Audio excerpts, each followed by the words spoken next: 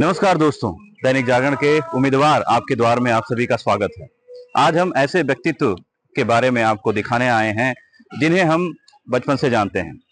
मेरे हिसाब से 3 पीढ़ियां उन्हें श्री राम के किरदार को निभाते हुए देखते आ रही है। अब वो अभिनेता से राजनीति के रण में नेता के तौर पर उतरे हैं।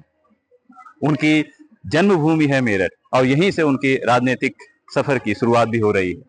अब हम देखना चाहेंगे कि वह जन्मभूमि के लोगों को अपने नए किरदार के बारे में कैसे रिझाते हैं, कैसे उनकी उम्मीदों पर खरे उतरते हैं और उसके लिए क्या रणनीतियां अपना रहे हैं।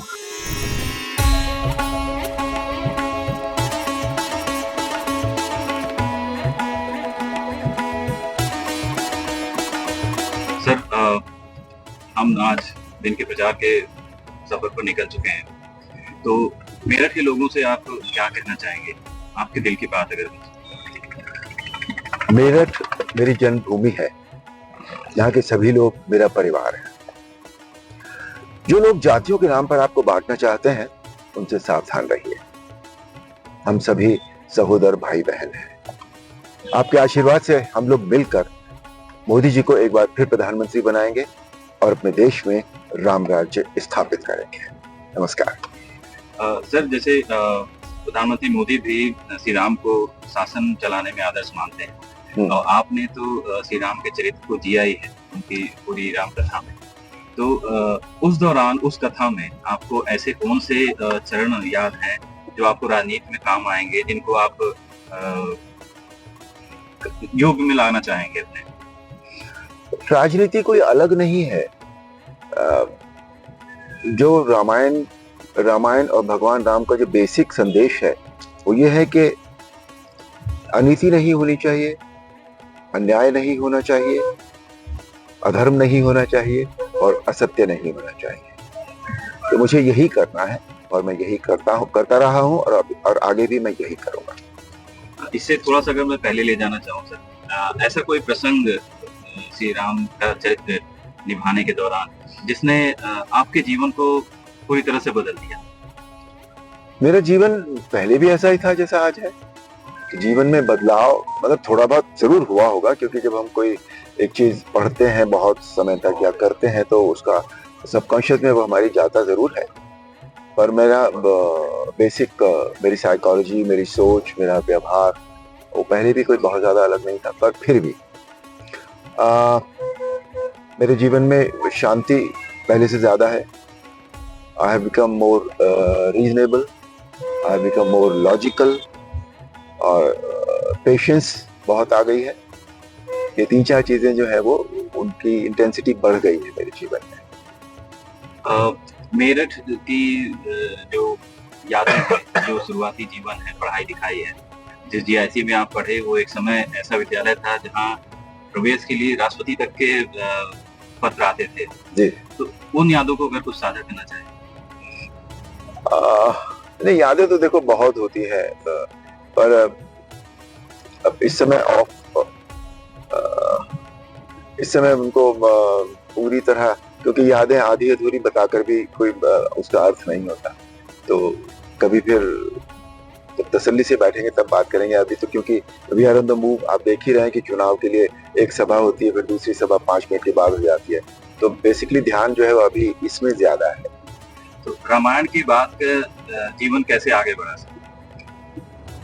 जो जीवन तो आगे बढ़ता है, जीवन आगे बढ़ने के लिए ही होता है, जीवन चलने का नाम। क्योंकि रामायण के पहले आप एक आम आदमी थे, रामायण के बाद आप हर दिल के लिए भगवान राम का स्वरूप थे, जिनको मैंने भी पढ़ते हुए देखा है। तो उसमें क्या बदलाव देखने को मिला? नहीं, उसमें ये हो जाता है कि आपको बहुत सारी बातें फिर फ्रैंकली स्पीकिंग ध्यान रख के करनी पड़ती है। इन द सेंस कि जब किसी कोई इतना आदर देता है तो वो हमसे एक्सपेक्टेशंस भी बहुत करता है। यू नो, जिंदगी सारा पूरा जो है ना वो लेने और देने का ही नाम है। फ्रैंकली स्पीकिंग, जब वो हमें आदर देता है तो हमसे बहुत सारी एक्सपेक्टेशंस करता है। उनकी एक्सपेक्टेशंस पे खरा उतरना जो है वो हमें आना चाहिए और करना चाहिए, क्योंकि जब इतना प्यार मिलता है तो अगर हम उसके लिए कुछ कर सकें, कुछ कर पाए अपने जीवन में बदलाव, तो मुझे लगता है वो बड़ी छोटी सी चीज है और वो कर लेना चाहिए। किस समय आपको लगा कि आप राजनीति में आना चाहते हैं? आ, रामलला की प्राण प्रतिष्ठा के दिन। उसी दिन तो आपने सोच लिया था कि किस रास्ते चलना? नहीं, मैंने राजनीति में आने का उस दिन नहीं सोचा था। मैंने उस दिन जन सेवा करने की बात मेरे दिमाग में आई थी। रामायण के जरिए तो हमने बहुत सेवा की है, ऑफ कोर्स। आध्यात्मिक सेवा हुई है, संस्कृति की सेवा हुई है, मॉरल्स की सेवा हुई है, पर जन सेवा करने का जो मन था वो उस दिन बना था। तो कैसे पदार्पण हुआ? नहीं, पदार्पण कैसे मैसेज श्री राम ने आप तक पहुंचवाया कि अब वो पता है, वो तो श्री राम से पूछना पड़ेगा, वो मैं कैसे बताऊंगा? कोई तो माध्यम होंगे। नहीं, माध्यम नहीं, एक कोई चीज मन में आती है, वो कैसी किसकी कृपा से आती है या अपने आप मन में आती है वो तो नहीं पता लगता। पर शायद मैं हर बात को ये मान के चलता हूँ कि कुछ बातें क्या, सारी बातें हमारे भाग्य में लिखी होती हैं। ऑफ कोर्स हमें कर्म उसके लिए करना पड़ता है, जो हमें करना चाहिए, क्योंकि कर्म और भाग्य एक दूसरे की दो कॉम्प्लीमेंट्री चीजें हैं, एक दूसरे के पूरक हैं। तो कर्म जरूर करना चाहिए, पर भाग्य में जो होता है वो लिखा होता है। कर्म से थोड़ा कम ज्यादा हो सकता है हमारा भाग्य, पर होता जरूर है वो। तो शायद मेरे भाग्य में ये होगा, राम जी ने लिखा होगा, हो गया है। राजनीति में प्रतिद्वंदी कई सारी बातें जनता के बीच अपने प्रतिद्वंदियों के बारे में कहते हैं। आपका जो व्यक्तित्व है वो राजनीतिक के वाला नहीं है, तो आप उन आरोपों प्रत्यारोपों को कैसे जवाब देंगे और कैसे सामना करेंगे? नहीं, उनके लिए जवाब देने की जरूरत नहीं होती है। मैं उस तरह से नहीं करता। मेरा जो कर्म है, जो मेरा व्यवहार है, वो बताएगा कि वो जो कह रहे हैं वो ठीक है या नहीं ठीक है, वो आरोप सही है या गलत है। तो देश में पिछले कुछ सालों में धर्म को लेकर जागृति बढ़ी, लोगों ने खुलकर बातें करना सीखा, शुरू कर दिया है और जीने भी लगे। इस बदलाव को कैसे देख रहे हैं? नहीं, बहुत अच्छा बदलाव है। धर्म से मतलब एक धर्म बेसिकली हमें पहले ये देखना पड़ेगा कि धर्म होता क्या है। धर्म एक जीवन दर्शन है कि हम किस तरह से अपना जीवन जीते हैं, किन चीजों को हम मानते हैं, कौन सी चीजें हमारे लिए अमान्य होती हैं, है ना। तो बहुत अच्छी चीज है। और सनातन धर्म तो शुरू से ही ऐसा रहा है कि उसमें न कभी बदलाव आया, उसकी परिभाषा में न बदलाव आया, न उसके किसी और भी चीज में बदलाव नहीं आया।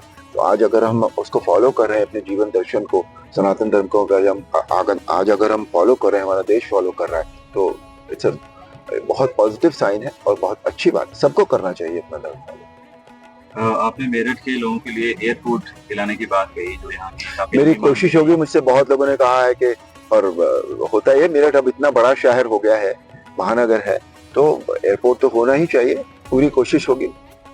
और ये क्रांति धरा भी रही है, तो आजादी की क्रांति धरा रही है। यस, बिल्कुल।